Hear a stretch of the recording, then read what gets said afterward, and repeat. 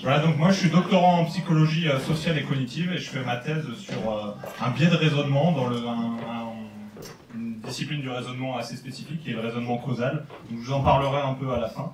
Donc je suis pas spécialiste des biais en général, hein, de toute façon ça n'existe pas un spécialiste des biais cognitifs de manière générale. Mais voilà, donc j'ai pas mal lu sur le sujet, sur le raisonnement, donc c'est ce qui fait un peu ma légitimité pour vous parler ce soir. Voilà, je voulais faire un petit sondage. Qui a déjà vu une conférence, vu une vidéo ou lu un livre sur les biais cognitifs? Ok. Ben voilà, bienvenue. Donc j'ai bien fait d'appeler cette conférence Faisons un point sur les biais cognitifs et pas les biais cognitifs. Parce que voilà, c'est un thème qui est assez à la mode et il y a pas mal de conférences, de vidéos et tout là-dessus. Donc moi, mon objectif ce soir, c'était de faire en sorte que vous appreniez au moins quelques trucs. Donc voilà, mon pari, c'est de faire en sorte que vous ayez un petit apport au moins. Et si je vous apprends rien, je vous paye une bière. Voilà. Alors, bon, je vais commencer très général. Déjà, qu'est-ce qu'un biais cognitif? Donc ça paraît un peu assez scolaire de poser une définition comme ça, mais vous allez voir que ça va être super utile pour la suite, parce que ça va nous permettre de dire dans quelle situation tel comportement est biaisé. Alors on va faire une petite illustration. Donc je pense que allez, 90% de la salle connaît déjà ce problème, donc ne vous inquiétez pas, j'en ai prévu d'autres. Une raquette et une balle coûtent 1,10 € toutes les deux. La somme des deux fait 1,10 €. La raquette coûte 1 € de plus que la balle. Combien coûte la balle? 10 centimes. Oui, donc voilà, en général, celles et ceux qui ne connaissent pas le problème, souvent on a 10 centimes qui nous vient en premier à l'esprit. Le problème, c'est que c'est pas la bonne réponse, parce que si la balle elle fait 10 centimes, la raquette elle fait 1 € de plus, du coup elle fait 1,10 € et la somme des deux ça fait 1,20 € et pas 1,10 €. Donc là on a tendance à se tromper un peu sur ce genre de problème, sauf les experts en biais cognitifs comme vous. Donc la bonne réponse c'est 5 centimes, parce que voilà, balle 5 centimes, raquette 1 € de plus, donc la somme totale fait bien 1,10 €. Et pour trouver la bonne réponse, on va devoir faire en fait cette sorte d'équation. Donc c'est pas si vous avez échoué, c'est pas un problème d'intelligence. Bon, l'équation elle est de niveau 4e, mais vous allez voir que c'est pas lié au QI ou à l'intelligence ce genre de problème. C'est ce qu'on appelle des raccourcis mentaux. Donc on va en parler un peu après.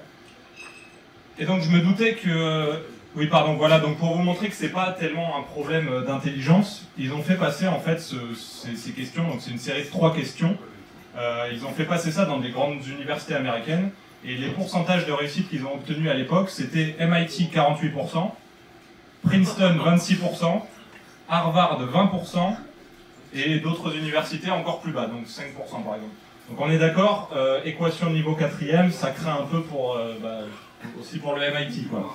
Mais, donc on va voir que voilà, c'est pas forcément lié à l'intelligence. Donc j'en ai prévu d'autres parce que je me suis dit tout le monde connaît le premier problème. Si vous participez à une course et que vous dépassez la personne en 2e position, à quelle place vous situez-vous? Voilà. Donc rapidement on répond 2e. Sauf que voilà, si vous doublez le 2e, vous passez pas premier, en fait vous prenez juste sa place parce que vous n'avez pas doublé le premier. Donc la réponse... pardon, oui, je me suis embrouillé tout seul en plus. Vous aviez déjà la bonne réponse. Je suis plus biaisé que vous. Donc là, voilà, la réponse intuitive, c'est première place. Et en fait, la réponse correcte, c'est 2e place, évidemment. Bon, je vous aurai pas ce soir. On va essayer. Le père d'Émilie a 3 filles. Les 2 premières s'appellent Avril et Mai. Quel est le nom de la 3e fille? Donnez-moi la bonne réponse, je m'en fous. Voilà, merci. Donc Émilie. Donc en général, on a envie de dire juin. Mais voilà, on précise que c'est le père d'Émilie qui a 3 filles, donc forcément la 3e, elle s'appelle Émilie. Bon, allez, je vous en fais une dernière, mais c'est pas très efficace. Ah ben j'ai mis la réponse en plus. Bon, allez. Bon, donc voilà, bon, je l'explique rapidement. Voilà, un fermier avec 15 moutons et tous sauf 8 sont morts. Sauf qu'on se dit, bah évidemment, s'il me pose la question, c'est que je dois faire un espèce de calcul, je fais 15 moins 8 et du coup ça me fait 7. Mais en fait, bah non, je vous donne déjà la réponse dans la question. Et donc on va voir après, plus tard, que ça, c'est pas forcément un biais cognitif, ça peut être le respect de la logique de la conversation. Mais ça, on va en parler plus tard. Alors, donc je définis maintenant, j'en reviens, un biais cognitif, c'est un écart par rapport à un raisonnement normatif. Donc un raisonnement normatif, qu'est-ce que c'est? C'est la bonne manière de penser, on va dire. Donc là, dans l'exemple de la batte et de la balle, on peut dire que c'est un biais parce que c'est une déviation par rapport au raisonnement mathématique qu'on attend. Et donc, pour toute tâche, vous avez, enfin pas pour toute tâche, pardon, mais quand on va dire qu'il y a un biais, en général, c'est qu'on a une tâche où il y a des principes normatifs à appliquer. Donc ça peut être la logique, les mathématiques, peu importe. Et on va dire qu'un biais, c'est tout ce qui s'en écarte. Donc étymologiquement, biais, ça vient de là. Hein. C'est une déviation par rapport à un point de référence. Donc là, c'est très scolaire, je vous pose la définition, mais parce que voilà, il faut, quand vous dites que quelque chose est biaisé, il faut être capable de donner un point de référence. Si vous n'avez pas de point de référence, dire que quelque chose est biaisé, ça va être compliqué. Et ce que j'aimerais vous amener après, c'est de montrer que parfois c'est un peu compliqué de définir ce que c'est que le raisonnement normatif dans une tâche, et que parfois ce raisonnement normatif il est même incomplet. Alors il faut, je reste toujours un peu dans les généralités, il faut aussi différencier ce qu'on appelle le bruit et les biais. Il y a un livre sur le sujet qui est sorti il n'y a pas longtemps. Alors on va dire que là il y a un problème, la cible c'est un problème de raisonnement on va dire. La première figure, ils tirent tous dans le 10. Du coup, on va dire que c'est un bon raisonnement. On va dire qu'à la limite, ça, c'est le raisonnement normatif. Et c'est à partir de ça qu'on compare les autres raisonnements. Ça, c'est du bruit. C'est-à-dire qu'il tire un peu partout, mais je vois pas, j'identifie pas de pattern. C'est-à-dire que, a priori, ça va être les caractéristiques de chaque participant. Par exemple, il y en a, il a le canon tordu, l'autre, il est nul. Enfin, je peux rien identifier. Là, ça c'est un biais, c'est-à-dire qu'ils se gourrent tous, mais ils tirent tous dans la même direction. Et donc c'est pour dire aussi qu'un biais c'est ça en fait, c'est une tendance générale de l'être humain. Moi si je fais une erreur qui me concerne que moi, ça va pas spécialement être un biais cognitif. Un biais cognitif, ça va être une caractéristique de notre cerveau d'Homo sapiens en gros, qu'on a tous tendance à faire dans tel type de problème. C'est pour ça que la batte et la balle, en fait, on donne pas tous des réponses aléatoires, par exemple 9 centimes, 8 centimes, etc. On dit que c'est un biais parce qu'on répond 10 centimes et que ça montrerait du coup une faculté commune aux êtres humains. Et après, voilà, on peut trouver des cas où on a un peu de bruit et un peu de biais. Donc si ça vous intéresse, vous avez voilà, le bouquin qui est sorti, je crois, l'année dernière sur le sujet.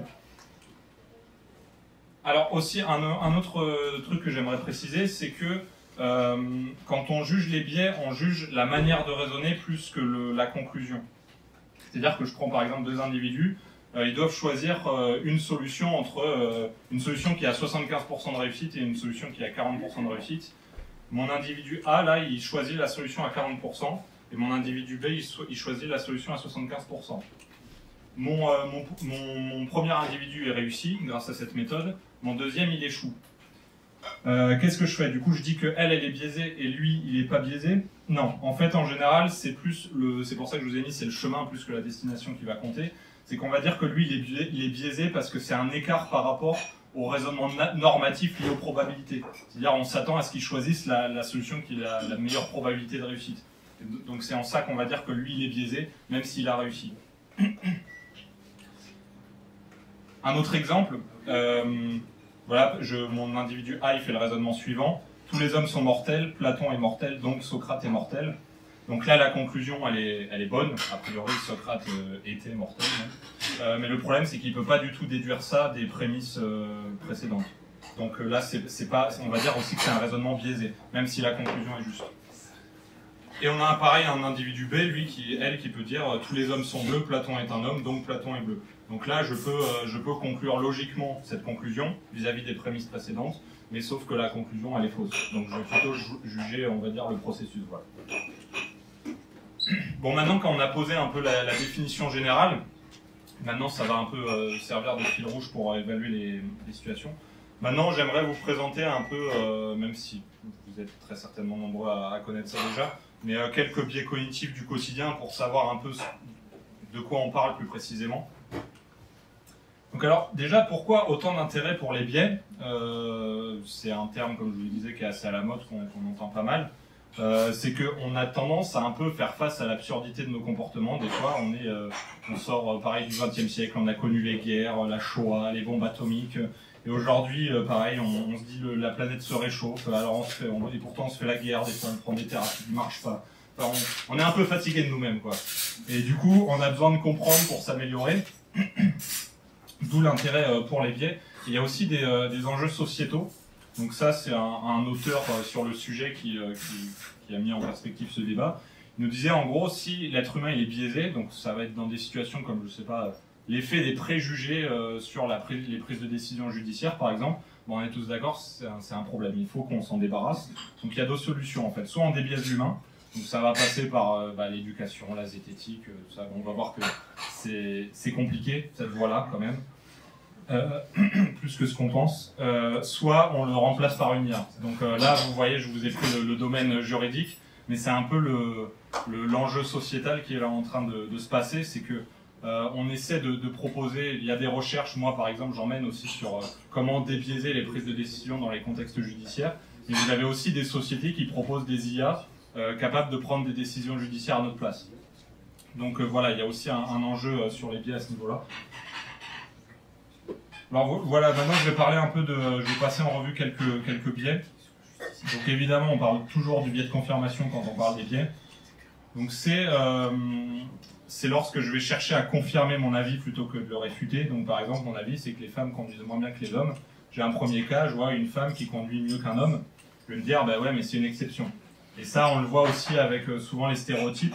C'est-à-dire que, je sais pas si je dis, j'aime pas les Italiens. Je rencontre un Italien, bah je vais pas changer mon stéréotype, je vais recatégoriser la personne. Je vais dire oui, mais celui-là, il n'est pas représentatif des Italiens, il est différent. Et pareil, j'ai l'autre cas qui confirme ce que je pense. Un homme conduit mieux qu'une femme, bah, je me dis bah, bien évidemment. Donc dans les deux cas, je réussis. Pile, je gagne, face, tu perds. C'est un peu le principe du biais de confirmation. Alors voilà, c'est quand on a tendance à vouloir confirmer nos hypothèses plutôt que de les infirmer. Ça mène à des aspects comportementaux, donc nous on appelle ça l'exposition sélective. Par exemple, c'est quand on lit que la presse qui suit nos opinions. Donc, quand on est de droite, on va lire Le Figaro, par exemple, et quand on est de gauche, on va lire Libération, je ne sais pas. Et une autre variante, ça va être l'humanité. L'effet de halo, c'est quand la première impression elle contamine nos avis futurs. C'est-à-dire que je ne vais pas analyser les informations de manière indépendante les unes des autres, c'est que je vais tendance à contaminer les nouvelles informations par rapport à l'avis que je me suis déjà fait. Donc quand on voit une personne par exemple et qu'on ne l'aime pas trop, ou qu'on la trouve belle par exemple, on va la trouver plus intelligente, plus gentille, etc. Et ça dans les tribunaux on le voit aussi, c'est que ça va contaminer aussi des jugements, des caractéristiques qui n'ont strictement rien à voir avec l'accusation, par exemple. Voilà, donc par exemple, les personnes qu'on n'aime pas, elles ont tendance à être moches, stupides, etc. Et nos amis, ils sont beaux. Et alors là, pourquoi on parle de biais aussi pour le biais de confirmation, comme je vous disais, c'est que c'est un écart par rapport à un raisonnement normatif. Donc le raisonnement normatif, auquel on compare ça en général, ça va être ce qu'on appelle le falsificationnisme popperien. C'est de dire qu'en fait, quand on veut avoir un avis solide, il ne faut pas chercher à le confirmer, mais à le contredire. Et du coup, si vous voulez avoir un avis solide sur un sujet, il faut plutôt vous demander comment faire pour tester mon idée, comment la mettre à l'épreuve pour voir si elle résiste, etc. Plutôt que de chercher des informations qui vont la confirmer. Alors, effet de cadrage. Y a-t-il, à votre avis, plus ou moins de 65% de pays africains aux Nations Unies? Vous diriez plus ou moins? Moins.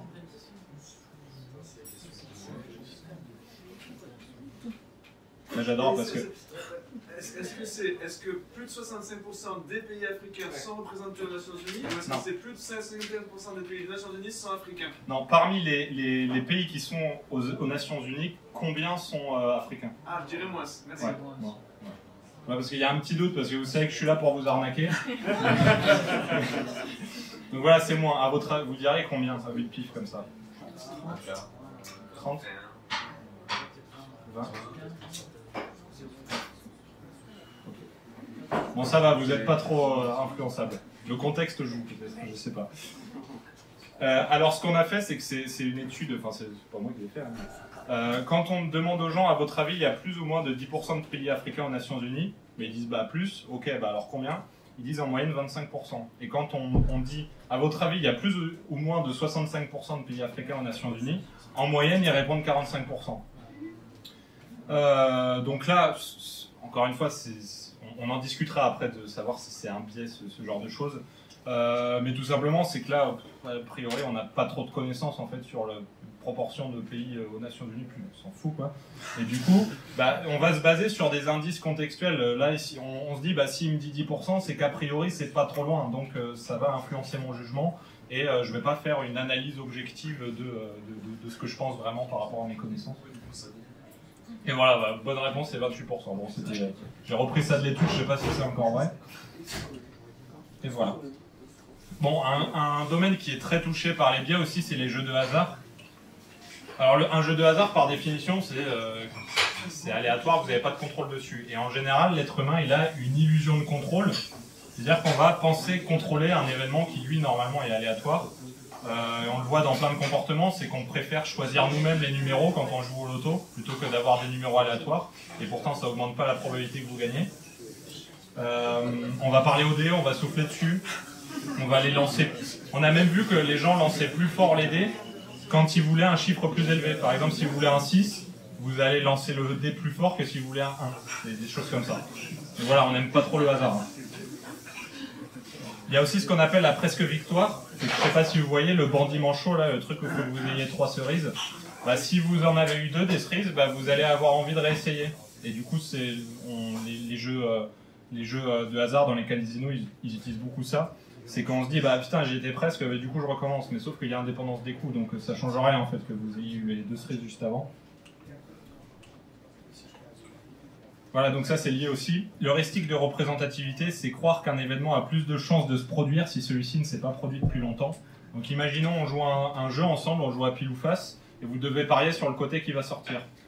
Et là, on a déjà joué, et ce qui est sorti, c'est pile, pile, pile, pile. Vous pariez sur quoi le coup suivant? On a envie de parier sur face, ouais. Bah, sauf si on se dit que la pièce est pipée, mais on va dire elle n'est pas truquée la pièce. Donc on a envie de parier sur face, ouais, on se dit, parce que normalement il y a 50% de chances que face sorte. Et là, il n'y a eu que des piles, donc c'est pas normal, ça devrait se rétablir, et c'est face qui va sortir le prochain coup. Sauf qu'en fait c'est pareil, c'est qu'il y a indépendance des coups, donc vous avez toujours 50% de chances d'obtenir face. Donc voilà, bon, bon c'est ce que je viens de dire. Alors, un dernier petit exemple sur médias et heuristique, parce que je le trouve intéressant celui-là. C'est qu'on a tendance à souvent entendre ouais, le monde il est de plus en plus violent, etc. Machin. Et alors ça, cette idée, elle peut s'expliquer aussi par une heuristique qui est l'heuristique de disponibilité.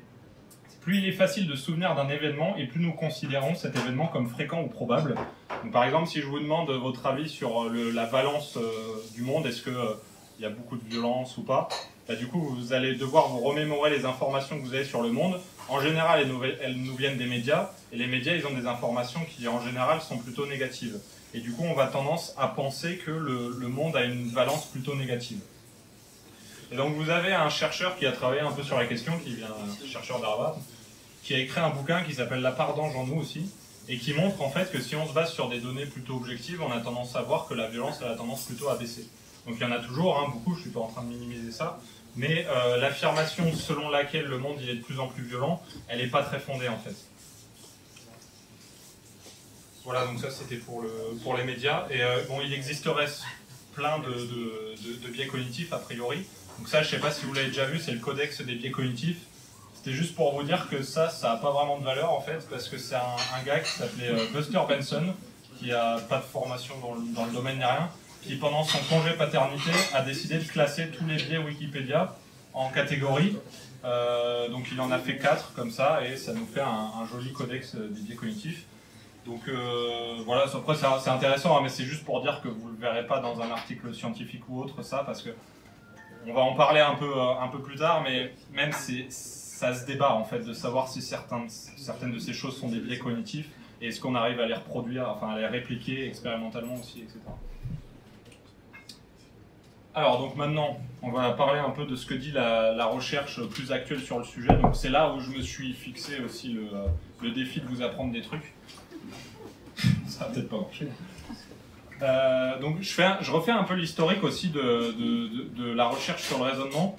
Donc c'est déjà, on est parti en fait d'une représentation de l'homme qui était extrêmement rationnelle, avec une théorie qui était très influente, qui s'appelle la théorie de l'utilité espérée.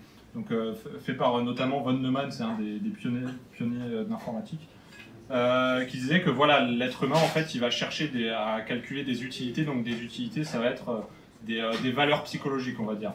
Par exemple, si vous êtes venu ici ce soir, c'est que vous avez fait un calcul. En fait, vous avez calculé à quel point ça vous coûtait de venir ici, à quel point ça vous coûtait de venir regarder cette conférence plutôt qu'un film, par exemple, et vous avez comparé ça avec les bénéfices attendus de la conférence, etc. Et donc, on ferait des calculs d'utilité comme ça pour tout, pour le mariage, pour la criminalité.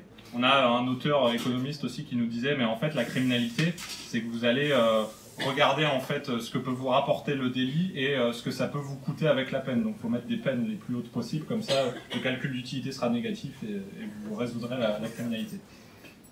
Et donc, c'est ce qu'on appelait l'approche de l'homo economicus, ça très rationnel, etc. Et là, il y a deux chercheurs qui ont plié le game. Donc c'est de là, ils payent pas de mine, mais ils ont vraiment révolutionné le domaine. Donc Kahneman et Tversky, qui sont à l'origine de la théorie des perspectives, qui disaient ouais, mais la théorie de l'utilité espérée, en fait, il y a quelques prédictions qui sont pas bonnes. Enfin, je vous montrerai des exemples après. Et d'ailleurs, Kahneman, il a eu le prix Nobel d'économie en 2002 pour ses travaux. Donc Tversky, il l'a pas eu parce qu'il est mort en 96. Mais voilà, Kahneman, il est encore en vie d'ailleurs et il continue. C'est lui qui a écrit le bouquin aussi sur Noise, par exemple, enfin co-écrit. Alors voilà, je vous donne un petit exemple de travaux qu'ils ont fait, mais il y en a vraiment eu plein. C'est de montrer, par exemple, si on donne le choix aux gens, vous avez soit le choix de l'option A, 50% de chance de gagner 1000 euros, ou 100% de chance de gagner 450 euros. Et en général, ce que font les gens, la grande majorité des gens, c'est qu'ils préfèrent l'option B. Et sauf que la théorie de l'utilité espérée a prédit que c'est la première option qu'ils vont gagner, parce qu'en moyenne, vous gagnez 500 euros, et là, vous gagnez 450 euros. Et donc, ils ont fait pareil, un autre exemple que je leur ai piqué. Vous avez 50% de chance de gagner des vacances de 3 semaines en Angleterre, en France et en Italie. Ou alors, vous êtes sûr de gagner une semaine en Angleterre. Et du coup, pareil, la théorie de l'utilité espérée, elle dirait c'est là où il y a l'utilité maximale, donc c'est là où ils vont choisir. Et Kahneman et Tversky ont montré que non, 78% des participants, ils choisissent plutôt l'option B. Et donc là, bon, c'est vraiment deux exemples, mais il y a eu vraiment beaucoup de travaux qui montrent que... Ouais. J'ai juste une question, il y avait combien d'écart entre leurs travaux et la théorie de l'utilité espérée ? Comment ça ? Combien d'écart d'années, pardon ? C'était théorie d'utilité espérée, c'était les années 50, je crois, et là, c'est les années 70. Ok. Mais après, là, je vous présente un peu les théories les plus connues, mais ça s'inscrit dans des courants, en fait. Et du coup, l'approche de l'homo economicus, il y a eu beaucoup d'approches rationalistes, même dans le raisonnement causal, il y a eu... c'était un peu la tendance, c'est de penser que l'être humain est rationnel, et il va par exemple raisonner comme un scientifique, en fait, quand il fait face à certains problèmes. Il va par exemple raisonner avec des lois statistiques qui sont les mêmes que les statisticiens, etc. Donc voilà, c'est vraiment une conception de l'être humain qui a changé, et eux qui ont vraiment mis un peu un coup à ça. Alors, et d'ailleurs, c'est une citation de Kahneman, j'ai pas mis là-dessus, voilà, que Tversky, que j'aime bien, qui dit le rêve de construire une théorie qui soit acceptable à la fois sur le plan descriptif et normatif semble irréalisable. Donc ça résume un peu leur courant de recherche, c'est de dire que voilà, vous disiez qu'en gros il n'y avait pas de biais, je vous disais au début, un biais c'est un écart par rapport à un raisonnement normatif, et l'homo economicus nous disait l'homme raisonne de manière normative. Et sauf que eux, ils ont montré que c'était pas le cas et qu'on n'arrivera jamais à trouver une théorie donc descriptive, c'est-à-dire qui décrit le comportement humain, qui soit la même qu'une théorie normative, c'est-à-dire qui dit comment on devrait penser. C'est un peu déprimant, mais c'est par là qu'on est allé. Alors, et il y a eu tout un tas de travaux sur les erreurs de jugement, justement, qu'on a montré, et qui nous disaient, si on fait des erreurs, c'est parce que le monde, déjà, il est trop complexe par rapport aux limites de notre cerveau et de notre temps. Donc, désolé de vous l'apprendre, mais votre cerveau est limité et votre temps aussi.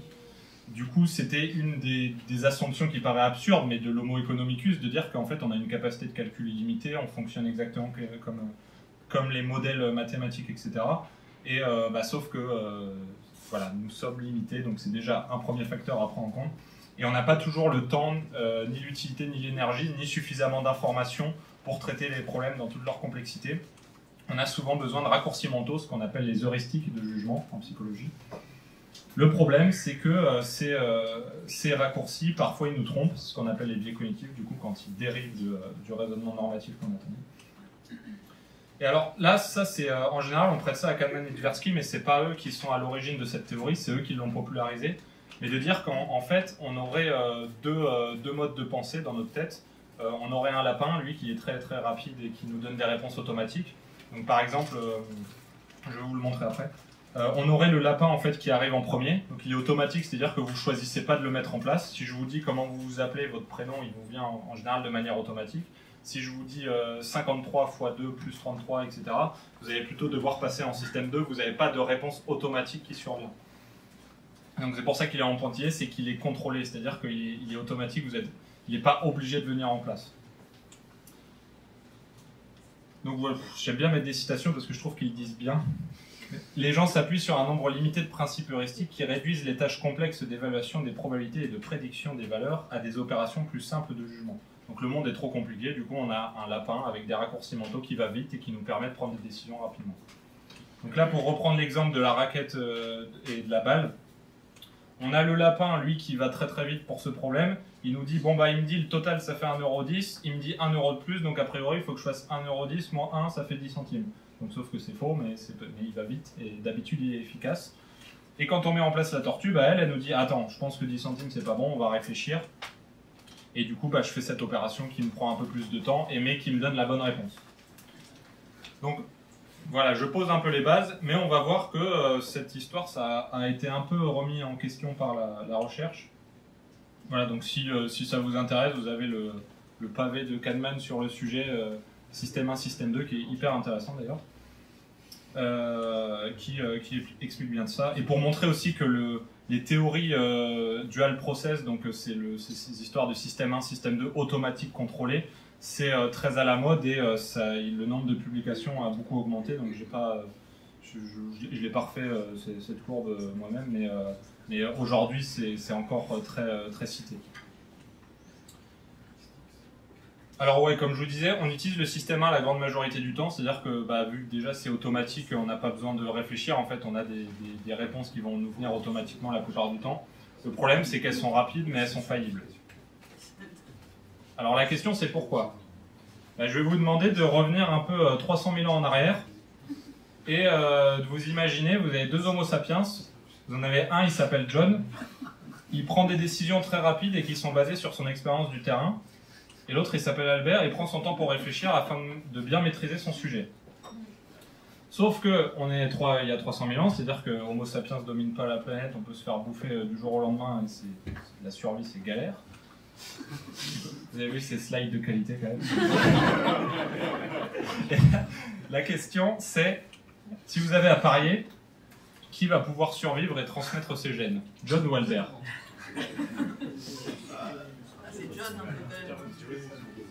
Plus John, on est d'accord. Lui, il prend des décisions rapidement, il ne va pas attendre 3 plombes si un ours lui fonce dessus.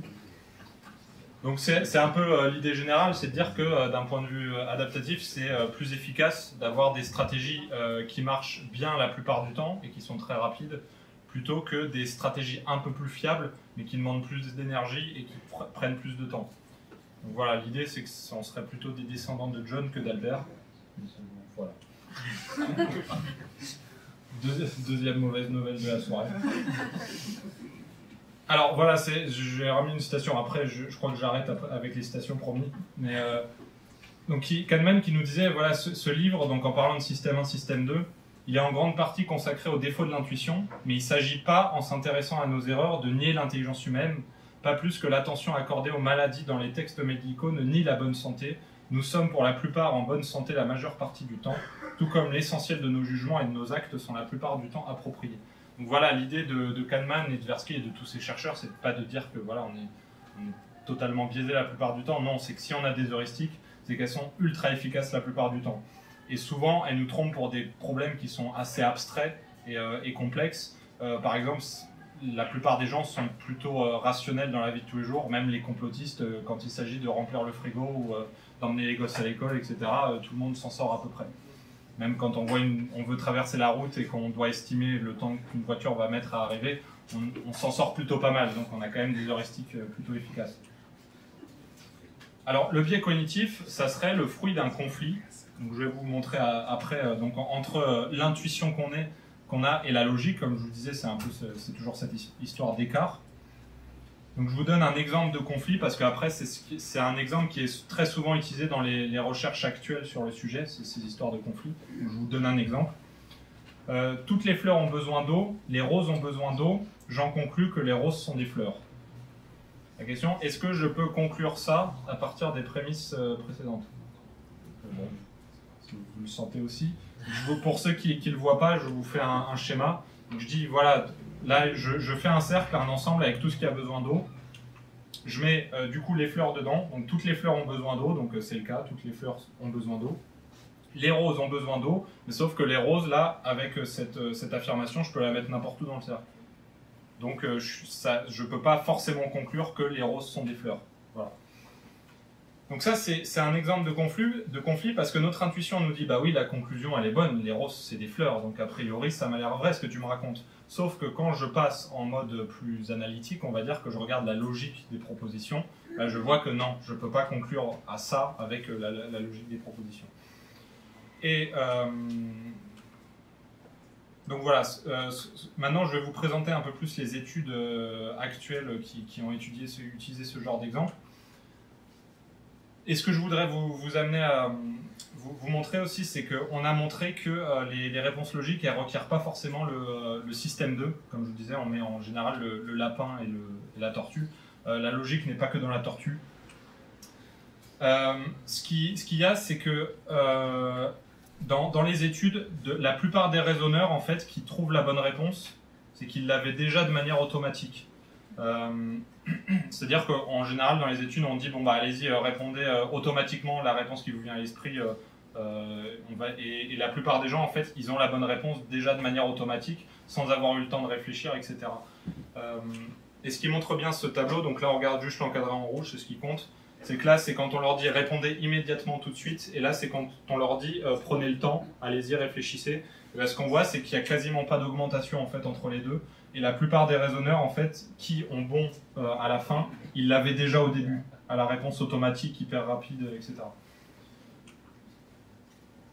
Alors, voilà pour dire que c'est pas forcément une inhibition du lapin, puis après la mise en place de la tortue plus lente qui nous amène à la bonne réponse. C'est que la plupart du temps, en fait, c'est déjà le lapin qui donne la bonne réponse. Et donc maintenant, on va s'intéresser à ceux qui se trompent. Donc il y a deux options pour ceux qui se trompent. C'est soit ils ne détectent pas le conflit, c'est-à-dire que ils ne se rendent pas compte en fait que leur intuition, par exemple avec les roses sont des fleurs, ça rentre en conflit avec la logique précédente. Soit ils détectent le conflit mais ils n'arrivent pas à inhiber la mauvaise réponse. Donc ça, vous allez plus comprendre. Donc j'ai un cas conflit, comme tout à l'heure, donc la conclusion paraît valide, mais je ne peux pas en conclure ça avec les prémices précédentes. Donc, comme là. Et je prends une autre condition où il n'y a pas de conflit, c'est-à-dire que la conclusion est bonne, mais je peux en conclure cette conclusion. C'est-à-dire que tout va bien dans ce cas-là.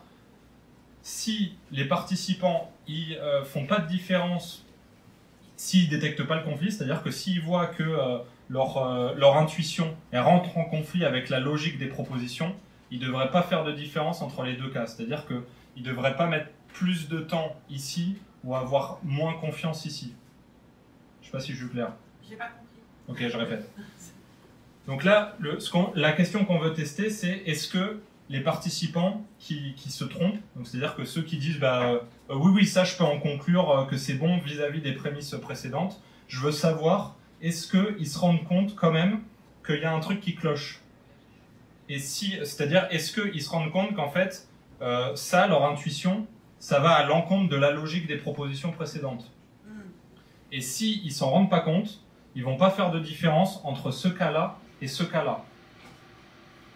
Et ce qu'on observe, ce qui est très étonnant parce que comme je vous dis depuis le début, enfin comme on entend très souvent, on dit ben, pour avoir la bonne réponse en fait il suffit juste d'inhiber l'intuition et après on passe en mode de pensée plus lente, réflexive, etc.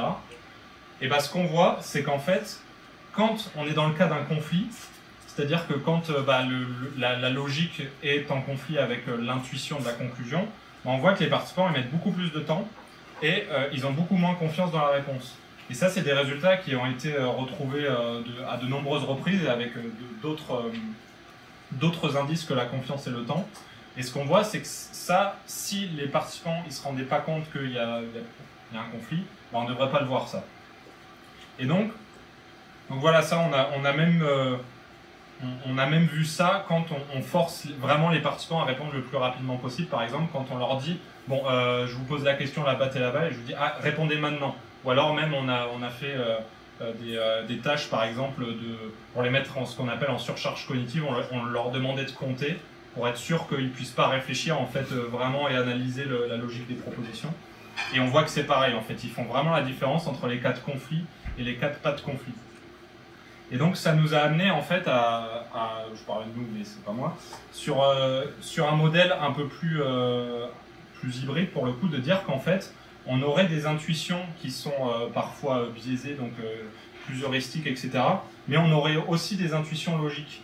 Et qu'en fait, c'est le conflit entre les deux que le participant capte. Et la délibération, en fait, bah, c'est un peu, c'est plus tellement le rôle de fonctionner de manière logique, etc.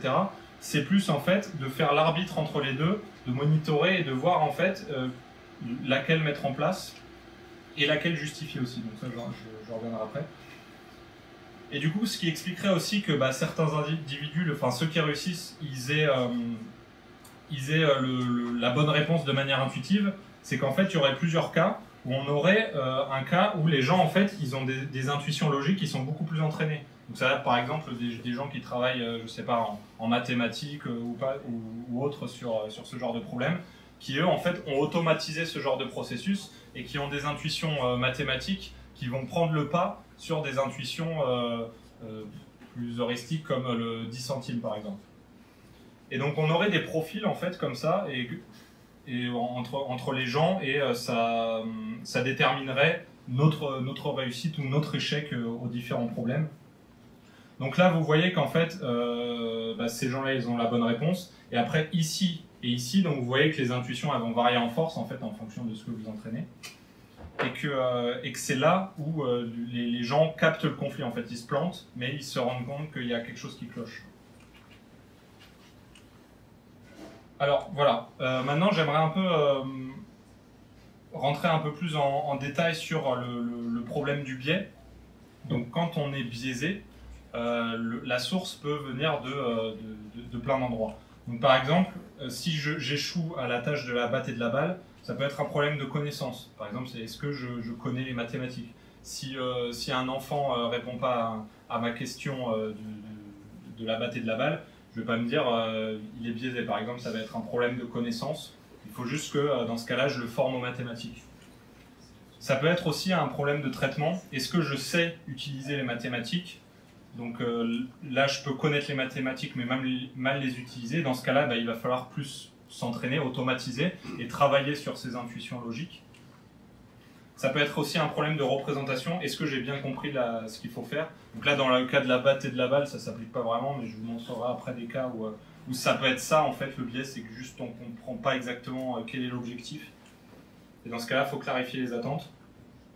Ça peut être, comme je vous le disais, un problème de détection du conflit, c'est qu'il y a quand même des individus qui peuvent ne pas percevoir qu'il y a un conflit entre les deux intuitions. Dans ce cas-là, c'est pareil, il faut renforcer les bonnes heuristiques, c'est-à-dire que les intuitions logiques qui vont nous permettre de réussir à la tâche. Et ça peut être aussi un problème de gestion du conflit. Est-ce que je parviens à neutraliser l'interférence? Donc, est-ce que j'arrive à faire taire le lapin, en fait, qui m'embête et qui me donne la bonne réponse? Donc vous voyez qu'un biais, ça va être aussi compliqué à gérer et qu'il va y avoir plusieurs méthodes en fonction de la source, de l'origine du biais. Alors, pour résumer un peu, pour être rationnel face à un problème, il faudrait plusieurs choses. Donc déjà, connaître Donc ça paraît tout con, hein, mais déjà il faut connaître le modèle, le raisonnement normatif et savoir l'utiliser. Et ensuite, il faut se représenter correctement le problème et ses objectifs. Et enfin, vous voyez que vous avez des heuristiques, si elles sont trop fortes et qu'elles sont inappropriées, qui vont vous mener dans le mur, alors que pourtant vous pouvez avoir une intuition logique qui, elle, vous donnera la bonne réponse. Encore une autre réflexion actuelle sur la critique de la tortue et du lapin, c'est que le système 2, ça ne va pas toujours être votre ami. Je prends le cas de la rationalisation, par exemple. La rationalisation, c'est que, là, on l'illustre souvent par cette fable-là, c'est le renard et les raisins. Un renard qui voit des raisins au-dessus d'un muret, il a faim, il s'approche, et en fait, au pied du mur, il se rend compte que le mur, il est trop haut, et du coup, il ne peut pas les attraper. Il fait demi-tour et se dit non mais en fait j'avais pas faim. Et souvent on a observé cet effet dans plein de conditions en psychologie, c'est que par exemple, je sais pas, vous avez quelqu'un qui a une croyance fausse, bah souvent lui démontrer que la croyance est fausse ça suffit pas parce que il va réfléchir pour trouver des raisons a posteriori de pourquoi en fait la croyance est quand même vraie malgré les preuves qu'il a eues. Et ça en fait bah, c'est du système 2. Et on a montré qu'il y a même des cas où on disait aux participants non mais attendez, réfléchissez, essayez de penser à toutes les options possibles à votre avis avant de nous le donner. Et ce qu'on voit c'est qu'en fait bah, y a des cas où les participants ils vont renforcer leur avis erroné avec la réflexion. En fait, ils vont trouver davantage de raisons à leur avis erroné, un peu comme le renard qui va réfléchir en fait sur sa raison d'avoir échoué. Et enfin, dernière petite réflexion aussi là-dessus, c'est qu'il y a des débats actuels, donc il y a un article qui est sorti l'année dernière, si vous voulez, si le débat vous intéresse, où en fait, bah, en psychologie cognitive, la question est-ce qu'il y a vraiment une différence de nature entre les deux processus? Est-ce qu'on a vraiment un système 1 et un système 2 bien séparés? Ou est-ce que c'est plutôt un continuum, etc. Donc là, il y a des débats assez intéressants, mais plutôt pointus sur le sujet. Voilà, je ne sais pas du tout combien de temps j'en suis. Il va 25. Donc maintenant qu'on a fait un peu un brassage un peu des dernières recherches sur le sujet pour vous montrer que bah, l'histoire de la tortue et du lapin, en fait, on a un peu retravaillé tout ça, où on va se dire que bah, il y a des théories même qui disent que la tortue, ça va pas être un mode très rationnel, on va dire, comme je disais, c'est plus pour justifier les intuitions qu'on a déjà. Il y a des théories assez sérieuses qui présentent ça, c'est qu'en fait, la plupart de nos décisions qu'on prend tous les jours, on les prend de manière intuitive, et en fait, la réflexion, elle va juste servir à trouver des raisons, en fait, à nos intuitions. C'est assez déprimant, mais c'est des pistes qui sont quand même assez sérieuses. Donc maintenant, on a parlé des biais cognitifs, de leur définition et de quelques cas. Est-ce que ça veut dire pour autant que l'être humain il est irrationnel? Donc là, on va s'embarquer sur une autre aventure. Alors j'ai pris cette définition parce que je trouve qu'elle permet de voir à quel point on est dans la mouise en fait pour y répondre. Il nous dit le biais cognitif c'est une déviation systématique, donc comme je vous disais c'est pas du bruit, donc c'est pas aléatoire et c'est prévisible, de la rationalité dans le jugement ou la prise de décision.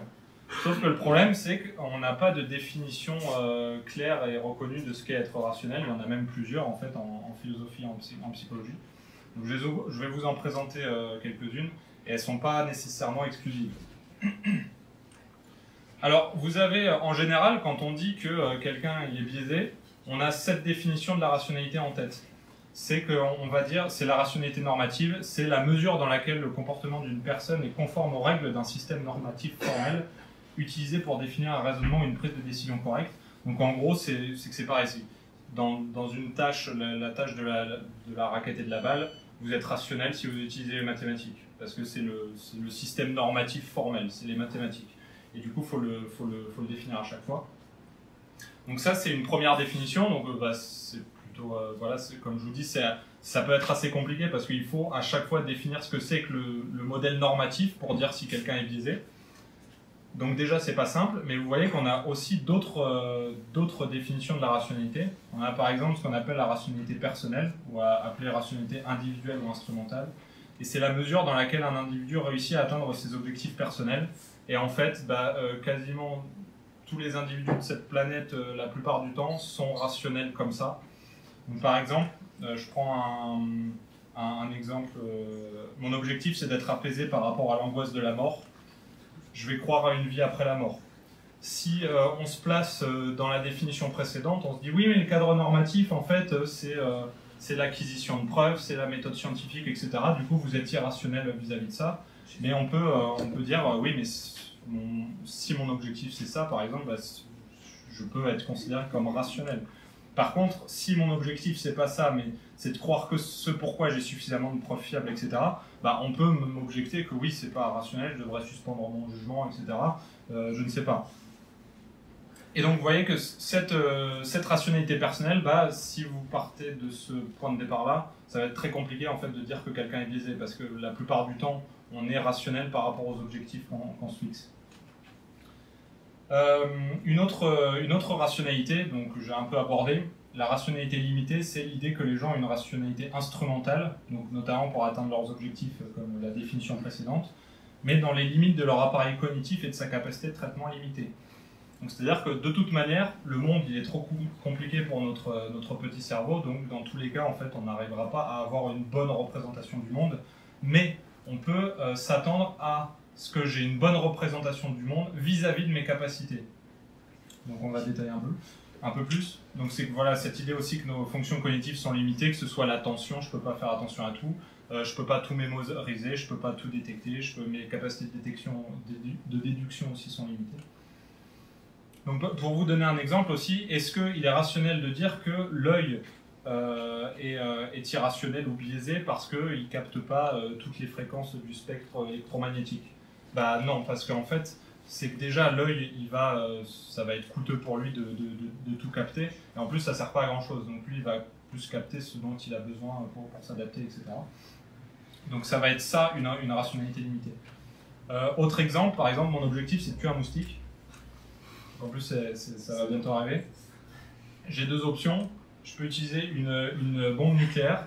Ça va être hyper efficace et fiable, mais le problème c'est que ça va être très coûteux. J'ai ma méthode B, ça va être une tapette à mouche. C'est la plupart du temps efficace, mais peu coûteux. Si je me dis, je raisonne un peu comme l'homo economicus avec la rationalité normative. Je me dis, ton objectif c'est de tuer un moustique. La décision la plus rationnelle, ça va être de prendre la méthode qui augmente le plus la probabilité que tu atteignes cet objectif. Mais sauf que non, il faut prendre en compte aussi ce que ça va me coûter la méthode. Et chacune de nos décisions, elles vont être coûteuses. Et donc, on va dire, enfin là c'est assez parlant comme exemple, mais ça paraît même irrationnel d'utiliser cette méthode. Pourtant, elle me permettra plus d'atteindre mon objectif que celle-là. Mais voilà, parce que aussi il faut faire, après il y a plein d'autres problèmes avec cette méthode, on est d'accord. Mais c'est que voilà, il faut prendre aussi la question du coût quand on est dans la rationalité limitée. Et ensuite, on a deux autres rationalités. La rationalité écologique, donc c'est la mesure dans laquelle le comportement des personnes il est adapté à l'environnement dans lequel elles se trouvent. Et rationalité évolutive, la mesure dans laquelle le comportement d'un organisme sert les objectifs de ses gènes. Donc, je vous ai mis un exemple après. Par exemple, vous voyez, des fois dans les champs, il y a des oiseaux en plastique comme ça, donc pour faire fuir, je sais pas, les autres oiseaux ou autres. Et on pourrait se dire, si on est dans la rationalité normative, c'est irrationnel d'avoir peur d'un oiseau, mais sauf que pour je sais pas, la souris par exemple, la plupart du temps en fait c'est rationnel d'avoir peur de l'oiseau parce que ça lui permet de survivre dans 99,999% des cas, quitte à parfois se bourrer et avoir peur pour rien. Donc là ça va être aussi dans ces qui vont rentrer dans ces définitions de rationalité où enfin voilà, tout ça pour vous dire qu'on ne peut pas tout définir en termes de rationalité normative, et c'est en général ce qu'on a tendance à faire quand on dit quelqu'un est biaisé, etc., c'est qu'on va le comparer avec un raisonnement idéal en dehors de ses limites, etc. Voilà, donc, merde, j'ai encore mis une citation, désolé. Moi je vous la lis quand même, parce que je trouve que les auteurs ils parlent bien en fait. Les traits cognitifs peuvent être évalués selon un nombre quelconque de critères de performance, suffisance logique, précision, vitesse de traitement, etc. Et la valeur d'un critère dépend de la question que se pose le scientifique. Pour le psychologue de l'évolution, cependant, la tâche d'évaluation n'est pas de savoir si la caractéristique cognitive est précise ou logique, mais plutôt de savoir comment elle résout un problème particulier et comment la résolution de ce problème contribue à la réussite de nos ancêtres. Donc là, vous voyez que cette histoire de biais, c'est un peu compliqué, et c'est pour ça aussi que ces histoires de codex des biais cognitifs, c'est compliqué aussi. C'est que en fonction de la définition de la rationalité que vous n'allez pas forcément dire que tel ou tel comportement est un biais cognitif. Donc voilà, je vous ai un peu retracé aussi l'historique de la recherche un peu sur le sujet. On est passé du modèle de l'Homo economicus qui nous disait que l'être humain il était rationnel, il a des capacités illimitées, etc. Après, on a eu le Kahneman et Tversky qui sont venus nous dire « mais attendez, en fait, non, ils font plein d'erreurs, donc ça ne tient pas, ce modèle-là ». Et actuellement, on est plus en train d'avoir une vision un peu plus critique sur cette approche des biais, en disant que, non, en fait, c'est souvent, si on identifie qu'un comportement est biaisé, c'est peut-être parce qu'on n'a pas intégré assez de paramètres en fait, à la prise de décision de l'individu, et que du coup, on serait plutôt des pragmatiques plutôt que biaisés. Voilà, donc j'avais prévu aussi de vous parler de raisonnement causal et biais cognitif, mais je vous ai déjà dit beaucoup de choses et il y a peut-être eu beaucoup d'informations. Donc on continue ou on s'arrête là et on passe aux questions. Ouais. Question. Quel est le lien entre raisonnement causal et biais cognitif? Le raisonnement causal, c'est un raisonnement particulier.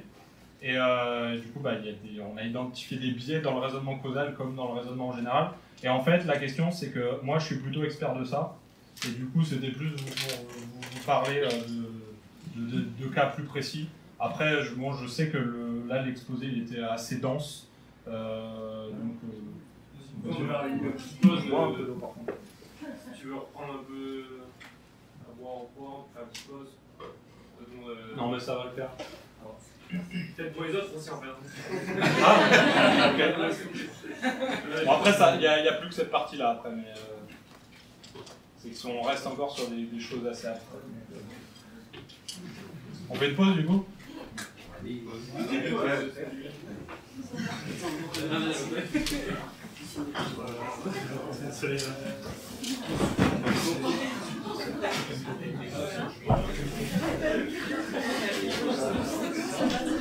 Bon, on va continuer sur les questions du coup.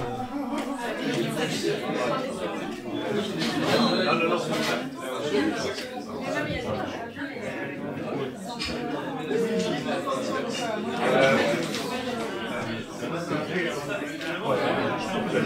la plein exemple, on arrive à imaginer le raisonnement.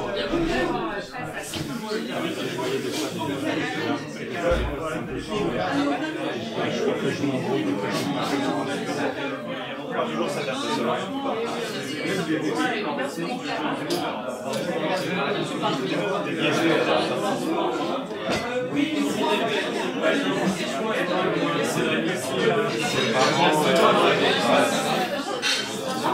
garde ton spectateur dans cette ce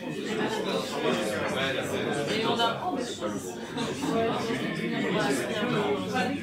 je me suis dit, c'est qu'en fait, j'ai regardé pas mal de conférences sur YouTube. C'est une histoire d'un mission de généalogie. Je n'ai jamais vu dans un truc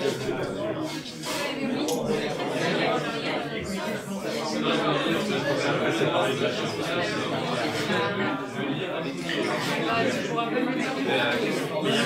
Je trouve qu'il y a des problèmes dans les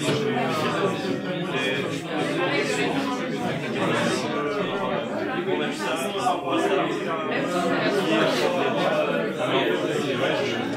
je pense que j'ai fait un diapo en n'a pas demandé ce que je voulais. Normalement, j'ai des notes.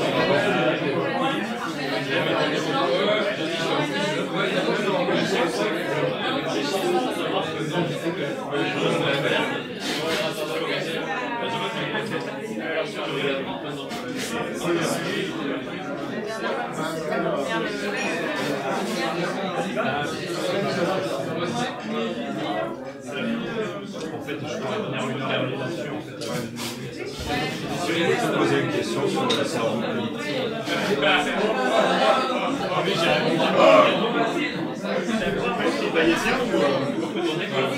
C'est un raisonnement bayésien, ça va. C'est un raisonnement bayésien, ça va.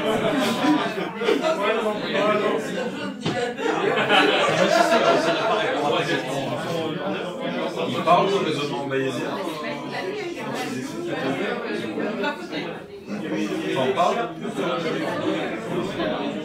Je peux te poser la question de est-ce que tu peux nous parler? Dans le domaine du raisonnement, les gens sont plutôt d'accord qu'on a un cerveau bayésien. Ouais, quand on attribue des probabilités en fonction des nouvelles informations qu'on reçoit, etc., et qu'on les module comme ça. Et en fait, oui, c'est assez compliqué. C'est juste par rapport à lui.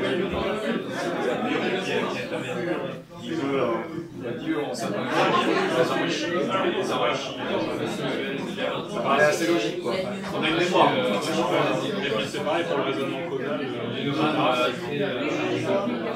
ne peux pas tellement dissocier en fait les travaux sur la mémoire et les travaux sur. D'accord, sur la mémoire. Le bayésien, c'est déjà du causal. Le bayésien, c'est du causal. Il est très très différent d'un phénomène à l'autre, alors. Pas de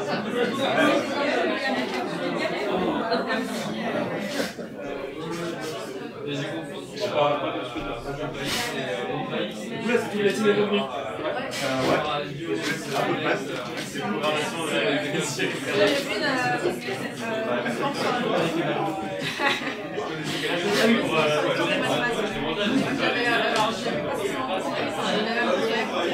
Mais c'était vraiment passionnant. C'est incroyable, enfin, genre, voilà, pour son temps, super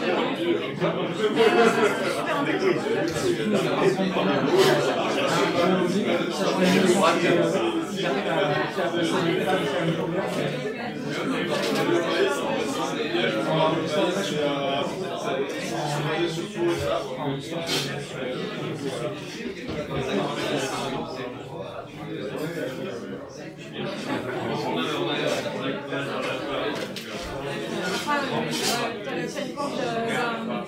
D'un chercheur du labo qui a des étudiants sur la position à l'image et sur les fonds par les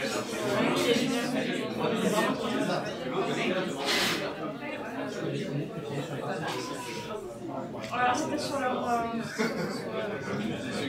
c'était sur la puissance. En fait c'était de savoir ce que c'est la puissance. Comme le but actuel,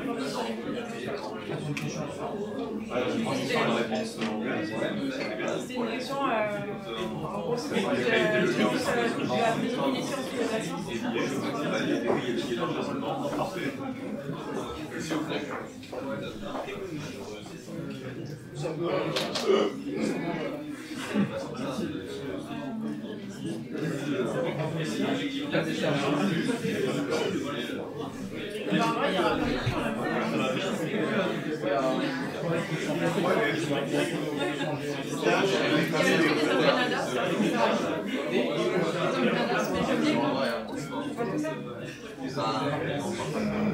C'est un magasin de passage.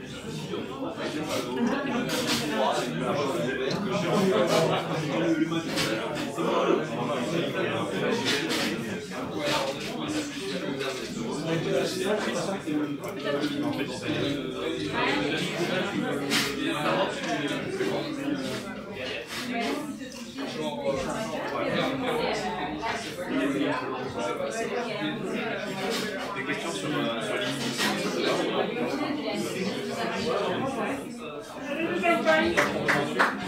Ah ouais, je peux les regarder.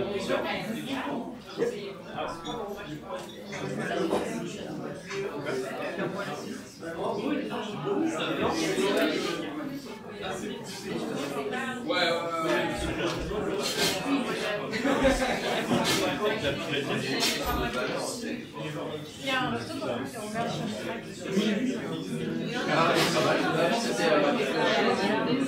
Elle est bien là-bas.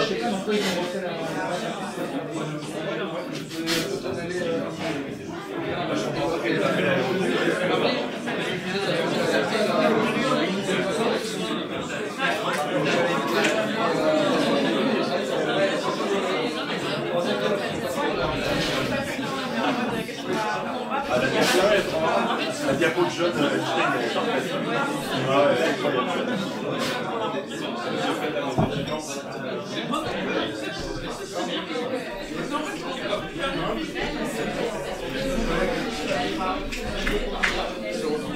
Si vous pouvez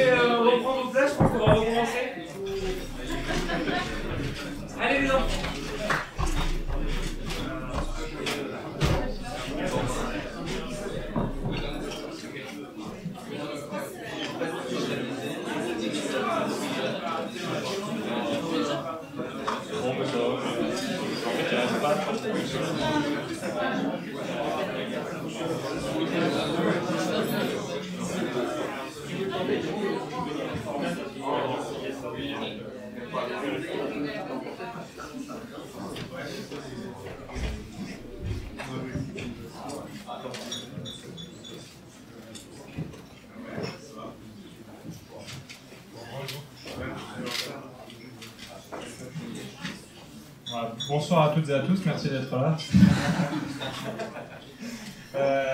On va parler de raisonnement causal et de biais cognitifs. Donc on va partir sur on va commencer avec une définition assez générale de ce qu'est une cause pour dire après comment on peut raisonner dessus et en quoi on peut être biaisé.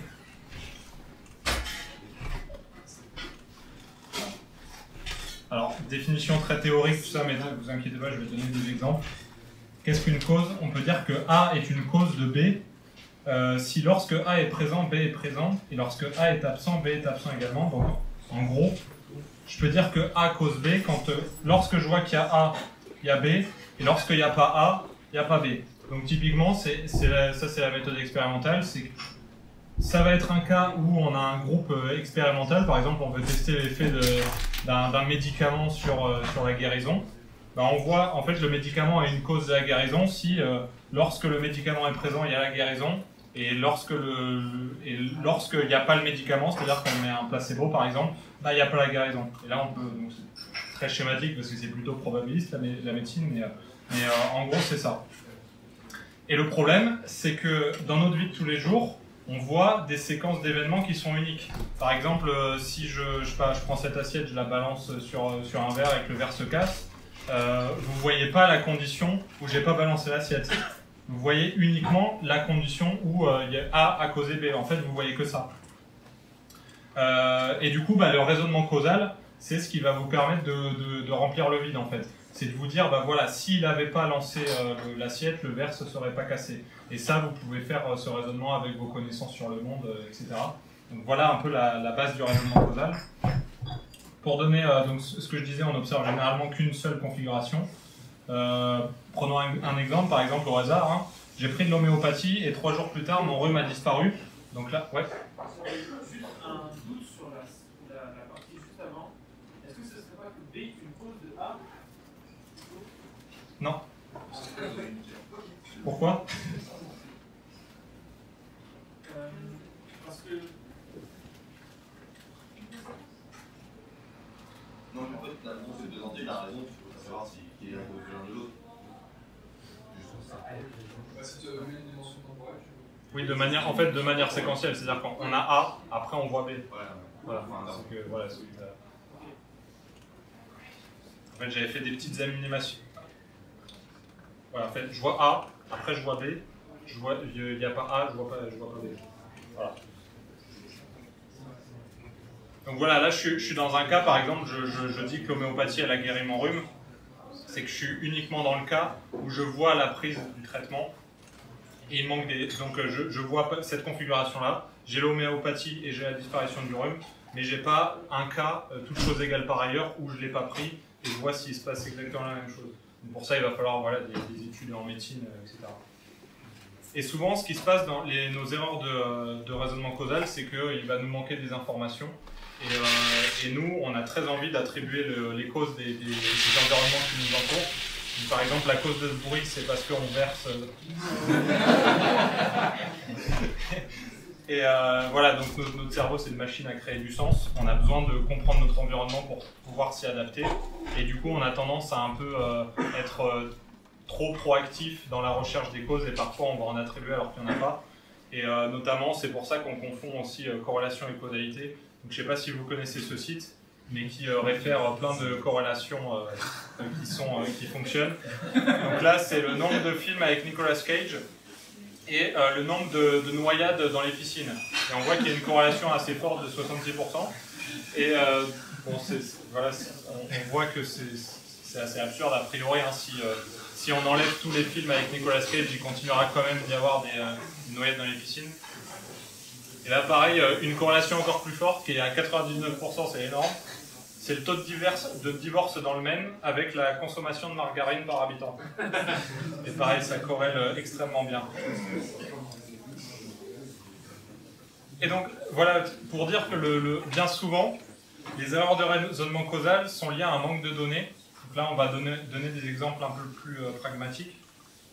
Ça, c'est un cours qu'on fait aux étudiants en psycho d'ailleurs. C'est le cas de la navette Challenger. Je ne sais pas si vous connaissez l'histoire, mais c'est une navette qui a explosé au décollage. Et on a réuni, donc plusieurs astronautes sont morts dedans. Et on a réuni une commission donc avec un peu les Avengers de l'époque. Donc on avait Richard Feynman, prix Nobel de physique, Neil Armstrong, etc. qui devaient enquêter en fait sur l'accident et comprendre pourquoi ça s'est passé. Et une des hypothèses, c'était que la température, elle aurait eu un impact sur l'étanchéité des joints toriques d'un des boosters. Et donc pour retracer un peu l'historique, donc il y avait plein de facteurs à ce problème. Donc, il y a un coût du programme, il y a une pression temporelle, une pression des politiques. Il faut absolument que les navettes soient rentables, etc. Et la veille du lancement, donc l'entreprise Thiokol, c'est celle qui a conçu les joints. Elle émet des doutes sur l'impact de la température, parce que le lendemain, il va faire plutôt froid. Donc la NASA, elle dit, bah ok, mais sauf qu'on a engagé tout le programme, donc il nous faut des preuves solides. Et ce qu'on leur fournit comme information, c'est qu'il y a eu 8 lancements dans des conditions froides, et il y a eu 4 cas de dégradation significative, et 4 cas de pas de dégradation. Pardon, je me suis trop trompé la diapo d'avant. C'est en fait, il y a eu 4 incidents quand il faisait froid et 4 incidents quand il faisait chaud. Donc en gros là, on va dire 50-50, qu'est-ce qu'on fait? On lance la fusée, a priori il n'y a pas d'effet de la température sur le nombre d'incidents avec les joints. Donc c'est une variable qui ne rentre pas en compte, même s'il fait froid demain matin, on lance. Le problème c'est qu'il manque des données en fait là pour prendre la décision. C'est qu'on n'a pas regardé les cas où il n'y a pas eu d'incident. Et si on regarde, on ne peut pas conclure à partir de ça, parce que si on regarde les fois où il n'y a pas eu d'incident, on voit que ça change totalement la donne en fait. C'est qu'on a 22% des cas où quand il faisait chaud, les joints pètent, et quand il fait froid, ils ont cédé à chaque fois. Et donc là, en ayant des données supplémentaires, on change totalement notre raisonnement causal. On va dire, si a priori, il y a un effet quand même de la température sur les joints. Donc voilà un petit exemple d'erreur de raisonnement causal, c'est qu'en fait, tout simplement, il nous manque des données, et on a pris une conclusion alors qu'il en manquait. Donc un autre exemple que vous connaissez sans doute aussi si vous avez vu des conférences sur les biais, le biais du survivant. Donc pendant je crois que c'était la Seconde Guerre mondiale, où on voulait savoir en fait où fallait renforcer les avions pour que voilà, ils soient plus résistants. Et donc une des réflexions, ça a été de dire vous regardez là où il y a les balles des avions qui rentrent et vous les renforcez là. Ça paraît être une bonne idée a priori. Sauf que il nous manque des données, c'est-à-dire qu'il y a des avions qui ne rentrent pas. Et en fait, c'est typiquement là où il n'y a pas d'impact de balles qu'il faut renforcer. Parce que les avions qui rentrent, en fait, en gros, les impacts, ils sont là. Donc on voit qu'il y a des impacts sur les ailes, tout ça, donc on se dit, ok, on renforce là. Mais sauf qu'en fait, s'ils sont rentrés avec ces impacts-là, ça veut dire qu'a priori, c'est pas ça qui les a fait se crasher.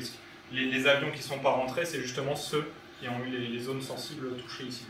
Donc là, encore une fois, on a pris une décision alors qu'il nous manquait des données.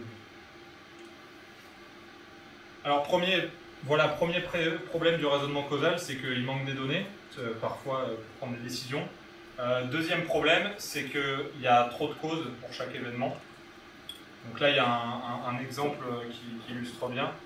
Maudit soit le père de l'épouse du forgeron qui forgea le fer de la cognée avec laquelle le bûcheron abattit le chêne dans lequel on sculpta le lit, où fut engendré l'arrière-grand-père de l'homme qui conduisit la voiture dans laquelle ta mère rencontra ton père. Ça, vous pouvez sortir ça la prochaine fois que vous vous engueulez avec quelqu'un en voiture, ça va plus la classe. Mais voilà, pour dire que déjà là, c'est ce qu'on appelle une chaîne causale, c'est-à-dire que oui, effectivement, si le père de l'épouse n'avait pas existé, la mère à la fin n'aurait pas rencontré le père. Donc, voilà.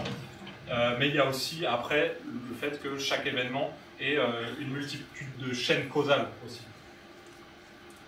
Donc par exemple, c'est ce qu'une philosophe d'ailleurs qui s'appelle Julia Driver disait, on est face à une mer de causalité, c'est-à-dire qu'il y a tellement de causes qu'au final ça n'a aucun sens d'en sélectionner une parmi d'autres.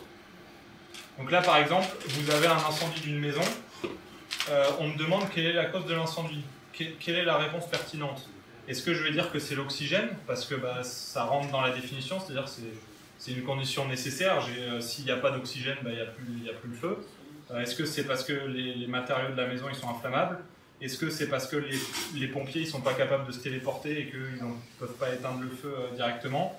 Est-ce que c'est parce qu'il y a un pyromane qui l'a volontairement incendié? Est-ce que c'est les propriétaires qui sont partis en vacances, etc. En fait, je pourrais continuer comme ça de manière infinie. Donc, comment ça se fait? Ouais. Dans ce cas, la question, quand on se pose cette question-là, en fait, ce qu'on pense implicitement, c'est qu'est-ce qui fait qu'on passe d'une situation où ça va à une situation où ça va pas. Et dans ce cas-là, il y a peut-être plein de causes, en effet, pour avoir compris, plein de causes rassemblées. Et il y en a une ou certaines qui étaient rappelées avant et qui le sont maintenant. Donc, c'est plutôt, je pense que c'est plutôt comme ça qu'il faut voir la question. Ouais, bon, j'en parlerai après, mais c'est exactement le raisonnement des chercheurs sur le domaine. C'est qu'en fait, on va distinguer aussi ce qu'on appelle les conditions de fond. Par exemple, l'oxygène, c'est une condition de fond. On va même pas y penser, notre raisonnement ne porte pas là-dessus. Ça va plutôt être en fait les conditions anormales. Là, par exemple, ça va être si un pyromane l'a incendié, c'est lui en fait qui sort, c'est pas une condition de fond. C'est un élément que je peux contrôler, et du coup c'est sur lui que je vais focaliser pour pouvoir après prévenir des événements négatifs. Mais bon là, du coup je vais spoiler un peu là-dessus. Alors vous avez cette phrase de Bertrand Russell qui expliquait un peu le problème, qui disait le concept de cause, je crois comme beaucoup de ce qui se passe chez les philosophes est une relique d'un âge révolu, survivant comme la monarchie seulement parce qu'elle est supposée à tort ne pas faire de mal.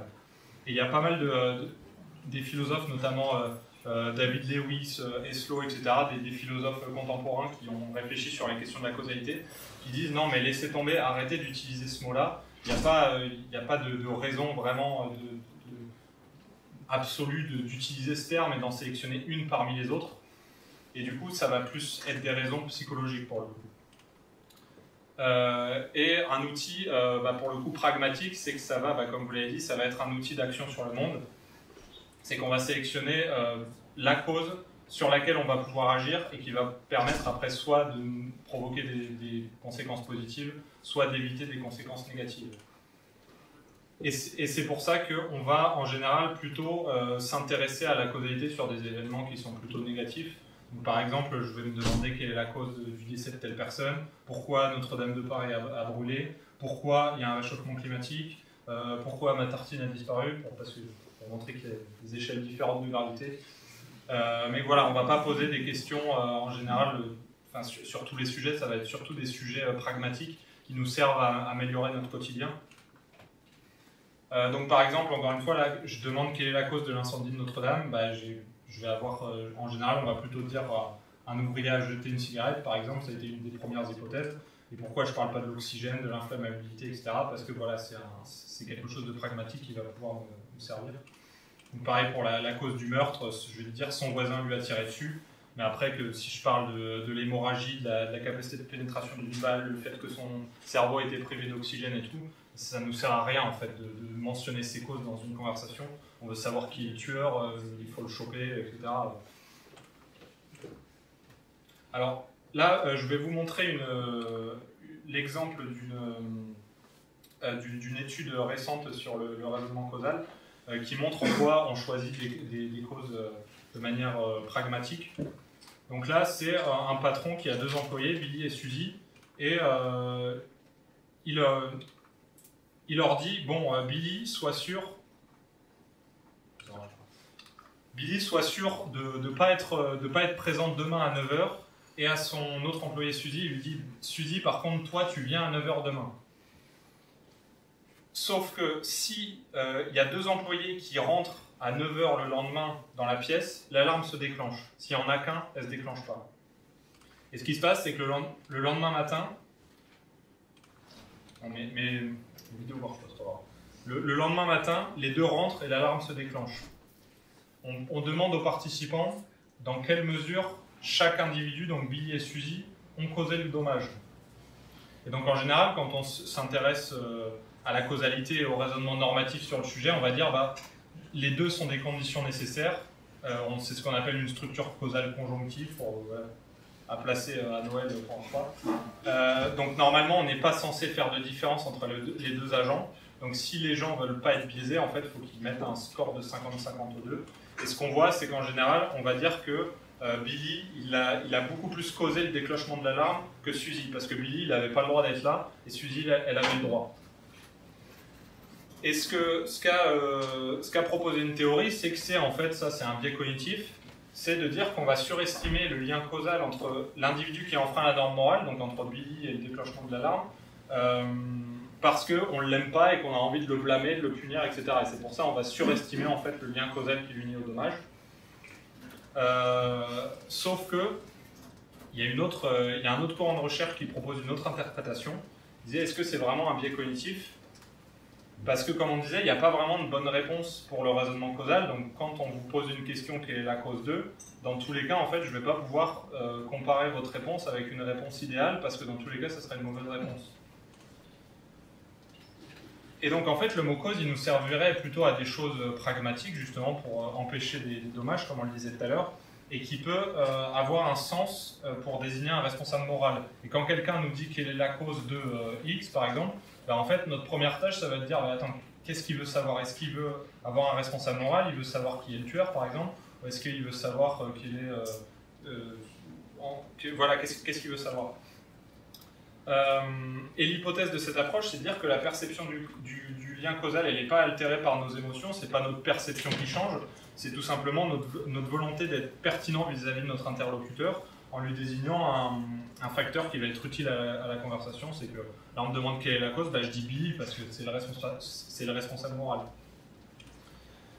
Et donc pour tester cette idée, il y a une étude en 2016 qui a refait un peu même scénario. Il y a une règle, donc il faut utiliser seulement l'engrais A0 X200 parce que si on utilise deux engrais différents, les plantes elles meurent. Donc on est dans une jardinerie, il y a deux jardiniers, Alex et Benny, et il y en a un, il utilise correctement l'engrais A0 X200, donc il respecte la règle, et l'autre, il en fait qu'à sa tête et il utilise l'engrais BY33.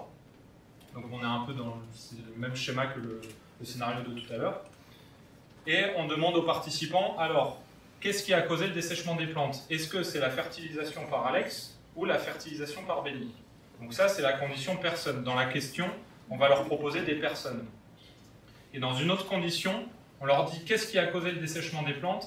Est-ce que c'est l'engrais A0 X200 ou est-ce que c'est l'engrais BY33? Et l'hypothèse des chercheurs, c'est de dire que si je mentionne des personnes, les participants ils vont se dire ah ok, il me présente des personnes, c'est-à-dire qu'il veut savoir en fait qui est le responsable moral, qui est le coupable, qui est-ce qu'il faut blâmer. Par contre, si je mentionne pas des individus mais des engrais, bah, il va se dire ah ok, il veut en fait que je lui explique ma compréhension de la situation et que je perçoive la causalité d'un point de vue plus au sens strict, donc ça va être un peu des deux. Donc voilà, c'est l'idée, c'est que si je mentionne des personnes, je vais activer des représentations qui vont être liées à la responsabilité morale, et si je mentionne des produits chimiques dans ma question, je vais activer des représentations qui vont plutôt être liées aux mécanismes causaux au sens strict, sans aucune valence morale. Et ce qu'ont observé les auteurs, c'est ça, c'est quand on mentionne des produits chimiques, les participants, en général, ils disent bah, c'est les deux produits chimiques qui ont causé la mort des plantes. Mais quand je dis est-ce que c'est Alex ou Benny qui ont causé la mort des plantes, bah, ils me disent la plupart du temps c'est celui qui a enfreint la norme, donc je crois que c'est Benny, c'est Benny qui a causé la mort des plantes. Et donc là, en fait, bah, selon l'ancien modèle, on dit bah, ça c'est un biais, c'est parce qu'on ne l'aime pas qu'on le désigne comme cause de l'événement, etc. Et en fait, voilà, l'interprétation de ces auteurs, c'est de dire bah non, en fait, c'est juste qu'ils essaient d'être pertinents par rapport à la question que je leur pose. Et du coup, si on clarifie la question, bah en fait, le biais disparaît. En fait. Enfin, ce qu'on considérait comme un biais disparaît. Et donc, là, c'est une approche qu'on appelle pragmatique du raisonnement. Donc, c'est une approche qui n'est pas que appliquée au raisonnement causal, une approche pragmatique pour le raisonnement en général. C'est-à-dire qu'en fait, quand vous dites qu'un individu il est biaisé, c'est parce que vous le comparez avec un raisonnement normatif qui est incomplet. C'est que vous n'avez pas intégré certaines dimensions. Donc par exemple, la logique des conversations qu'on a entre nous. Donc pour vraiment juger si un individu est biaisé ou pas, il faut vraiment avoir le raisonnement normatif qui va être le plus complet possible. Donc on va prendre par exemple les principes logiques en compte comme on le fait d'habitude, mais aussi on intègre des critères pragmatiques. Donc par exemple prendre en compte que le participant il va chercher à être pertinent et utile vis-à-vis de la conversation. On a montré par exemple que on s'adapte aux informations que l'autre a déjà. Si je sais que vous savez ça, je ne vais pas vous le dire, mais ça ne veut pas dire que je ne le sais pas. Du coup, il faut prendre en compte aussi cette logique quand on évalue les biais de raisonnement. Alors voilà, pour résumer un peu tout ça, donc les biais dans le raisonnement causal, ce qu'on a vu, c'est que ça peut parfois être un manque de données. C'est lié intrinsèquement au principe de causalité où il y a une infinité de causes et il n'y a pas vraiment de raisonnement normatif en fait pour ce genre de tâches. Et il y a aussi du coup un pragmatisme du raisonnement causal, c'est qu'en lui-même il va répondre à des critères pragmatiques et utiles plutôt que logiques, mathématiques, etc. Voilà, donc j'en ai fini pour le raisonnement causal. Maintenant je résume un peu la conclusion générale sur tout ce qu'on a dit depuis le début. Donc, pour récapituler un peu, on a vu qu'un biais cognitif c'est un écart entre la façon dont on pense et la façon dont on devrait penser, donc ce raisonnement normatif. Et là, ça pose un problème, c'est que à chaque fois, il faut poser en fait la manière dont on doit penser dans telle tâche pour dire qu'un individu est biaisé. On a vu que voilà, ces biais sont parfois problématiques dans notre vie quotidienne et que la recherche a tendance à montrer que la clé du débiaisement, ça ne va pas être inhiber votre système 1 rapide, etc. pour passer en système 2. Ça va être plutôt essayer d'automatiser des intuitions dans des domaines que vous trouvez importants. Par exemple, si vous ne voulez pas être biaisé en mathématiques, entraînez-vous aux mathématiques, vous aurez des intuitions ultra efficaces. Donc un exemple qu'on donne souvent aussi, c'est que par exemple, si je sais pas, demain j'affronte le champion du monde des échecs, je vais être en système 2, je vais prendre beaucoup de temps à jouer, je vais y consacrer beaucoup d'énergie, mais je vais me faire plier par le champion du monde qui lui va être en système 1. Il va être sur des modes de raisonnement ultra intuitifs, peu coûteux, etc. Donc pour dire que voilà, ce qui compte en fait, c'est plus la force des intuitions. Et c'était un peu le thème général aussi qui traduit pour moi un peu l'ambiance de la recherche actuelle, c'est que c'est compliqué en fait de dire si un raisonnement est biaisé ou pas, parce que comme on a dit, il faut poser le raisonnement normatif, c'est que des fois il y a des dimensions qu'on n'a pas comprises, qu'on n'a pas intégrées. Et voilà. Et ce qui fait que si vous voulez dire qu'un raisonnement spécifique est biaisé, il va falloir traiter chaque problème au cas par cas en établissant clairement le raisonnement normatif.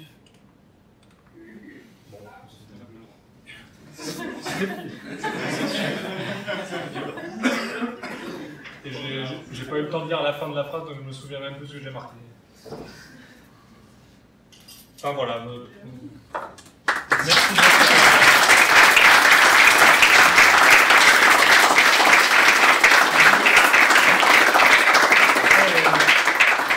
J'avais mis des références et des bouquins. Si tu me branches, tu peux voir.